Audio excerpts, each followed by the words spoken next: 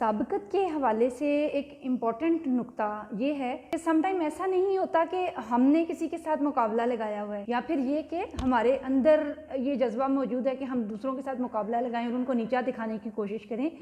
बल्कि समटाइम जो सबसे वाज़ेह पैटर्न नज़र आता है ना, वो ये है कि दूसरे लोग जो इर्द गिर्द हमारे मौजूद हैं, हमारे माँ बाप, हमारे रिश्तेदार,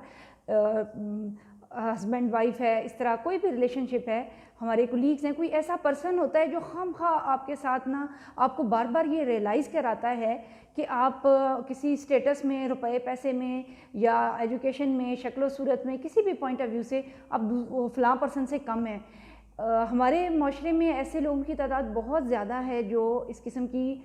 टॉक्सिसिटी का खुद भी शिकार हैं और दूसरों को भी एक तरह से ज़हनी बीमार करने की कोशिश करते रहते हैं और उनको उलझाए रखते हैं। ये टॉक्सिक लोग होते हैं। तो आपने जो है ना, ये आइडेंटिफाई करना है कि आपके इर्द गिर्द कोई इस किस्म की टॉक्सिसिटी वाला पर्सन तो मौजूद नहीं है जो आपको हर टाइम ब्रेन वॉश करने की कोशिश करता है और हर आपके जहन को झगड़े हुए है। यानी वो आपको इस तरह की बातें सुनाएंगे, तुम ये नौकरी कर रहे हो, ओहो तुम्हें नहीं पता वो तुम्हारे साथ पढ़ता था, वो जो तुम्हारी उधर अहमद पढ़ता था तुम्हारे साथ, वो जो है ना वो अब CSS करके वो कमिश्नर लग गया हुआ है। अच्छा, ओहो तुम इस मकान में रहते हो, इस मोहल्ले में रहते हो, हमने तो DHA में 2 प्लाट ले लिए हुए हैं। वो हर एक के साथ ना वो आपके कुछ ऐसे पहलू तलाश करने की कोशिश करेंगे कि जिसमें वो आपके साथ कंपैरिजन्स ड्रॉ कर सकें और आखिर में आपको ज़िच कर देंगे। तो